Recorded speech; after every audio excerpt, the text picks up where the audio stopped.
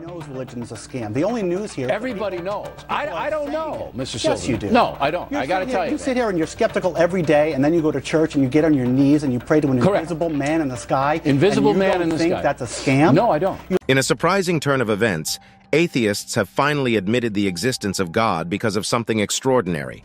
It's a revelation that challenges their previous beliefs and raises profound questions about the nature of our existence.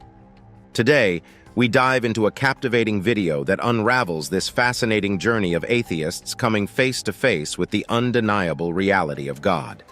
So let's embark on this eye-opening exploration together and uncover the reasons behind this astonishing admission. The debate surrounding the existence of God or deities encompasses various disciplines, including theology, philosophy of religion, and popular culture. Arguments for and against God's existence can be categorized into logical, empirical, metaphysical, subjective, or scientific realms. The Western philosophical discussion of the existence of God or deities began with Plato and Aristotle. These ancient philosophers put forth cosmological arguments, which examined the origins and causes of the universe. Other prominent thinkers, such as Saint Anselm, Ibn Rushd, Averroes, and Thomas Aquinas, presented their own versions of arguments, like ontological and cosmological arguments.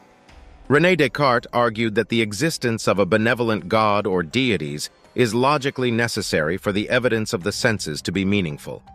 Descartes believed that a higher being is required to provide coherence and reliability to our sensory experiences.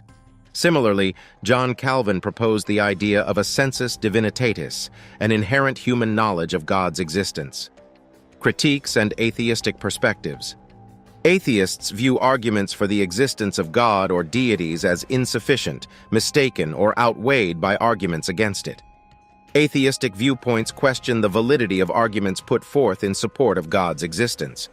Philosophers like Friedrich Nietzsche and Bertrand Russell have presented arguments against the existence of God, challenging traditional religious beliefs. Some religions reject the possibility of a creator deity.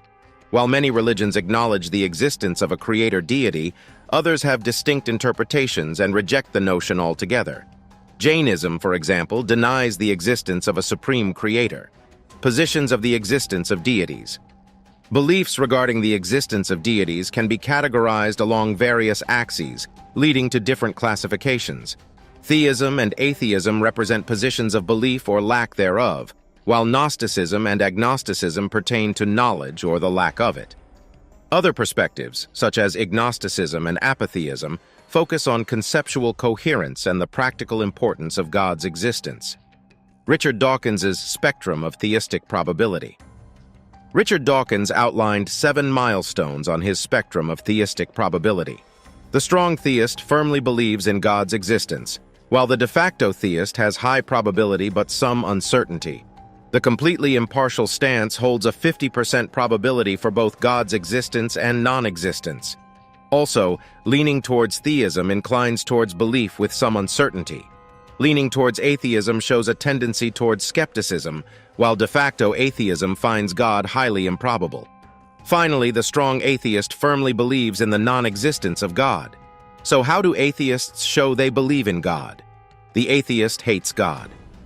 Atheists often display more than benign unbelief.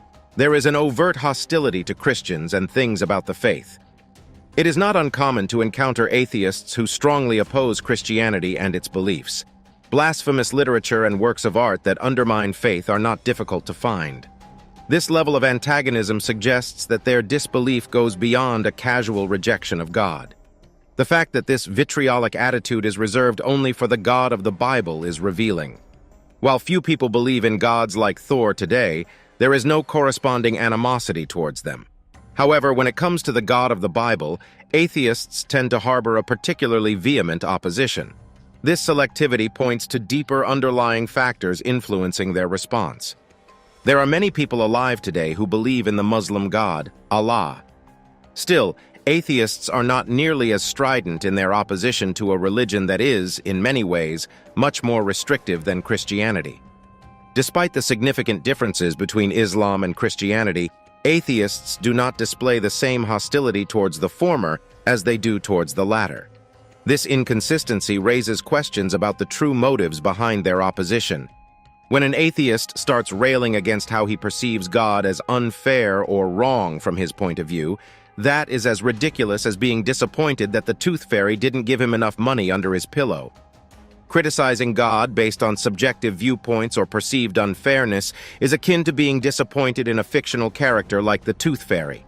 It highlights the lack of a logical basis for their complaints.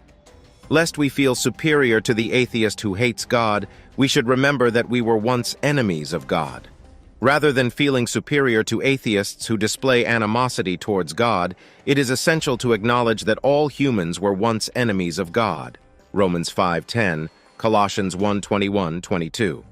The honesty of an atheist about their unbelief may be more genuine than someone who claims Christianity but fails to live it out. The atheist borrows God's moral standards and logic. For Christians, the image of God gives every human being intrinsic value, but atheists have nothing that gives humans inherent value. According to Christian belief, the concept of being created in the image of God bestows upon individuals a profound sense of worth. However, from an atheistic perspective, universal morality becomes questionable when life is viewed as a result of natural processes. In an evolutionary framework, morality is reduced to what benefits one's genetic survival and reproduction. Many atheists would scoff at the question and claim, "I don't need God to be good." But their statement assumes that objective good exists. The atheist's rejection of God does not negate the existence of objective goodness.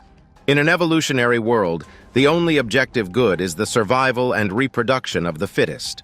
However, this perspective must explain why fidelity, nonviolence, and honesty are morally good. The inbuilt sense of right and wrong within us prompts the question of its origin and foundation. Atheists also claim that science has disproved God in various ways, but the science they point to assumes a world that behaves consistently according to natural laws. Science operates on the assumption of uniform natural laws, allowing us to make predictions and understand the world. The consistency of natural laws is deeply ingrained in our thinking. This consistency is a key reason why the scientific method emerged in Europe, where a belief in an orderly universe aligned with the Christian worldview. Uniquely, Christians believe in a God of order. The Christian faith embraces the belief in an unchanging God, yesterday, today, and forever. Hebrews 13:8, creating a universe that operates predictably and follows testable laws. This allows for human investigation and scientific exploration. While miracles may occur, they are considered exceptional events that deviate from the regular physical laws. When you see an atheist borrowing from the Christian worldview, take that opportunity to point out how their worldview provides no foundation for intrinsic human value or for uniform natural laws. When atheists adopt aspects of the Christian worldview, such as moral values or the assumption of consistent natural laws, it opens up an opportunity to highlight the inconsistencies within their worldview. Without a foundation rooted in God, atheism lacks a basis for inherent human value and the consistent behavior of natural laws. The atheist bears the image of God. Like every other human being, the atheist is created in God's image. This fundamental belief recognizes that every person, regardless of their beliefs, is uniquely designed for a relationship with their Creator. It means we possess an inherent moral sensibility and can experience eternal existence in either heaven or hell. Every person has the sense that death is wrong, that we shouldn't just cease to exist. This profound discontent with the concept of death stems from the fact that God did not intend us to die. Death entered the world as a consequence of sin. It is inherent in our nature to long for eternity, and this longing cannot be explained by evolutionary processes that rely on death and suffering. Atheists hold a variety of odd ideas that they think might enable humans to beat mortality. In their search for a solution to mortality, some atheists explore concepts like uploading their consciousness to the cloud or preserving their bodies frozen until medical advancements can revive them. These ideas reflect the human desire to overcome the inevitability of death. Christianity uniquely explains both why we innately feel death is wrong and why it is everywhere in creation. The Christian worldview provides a comprehensive understanding of humanity's innate aversion to death and the pervasive presence of death in the world. Moreover, the Bible offers guidance on attaining eternal life through a personal relationship with Christ and the promise of resurrection. So what do you think of atheists finally admitting the existence of God? Comment below and subscribe for more.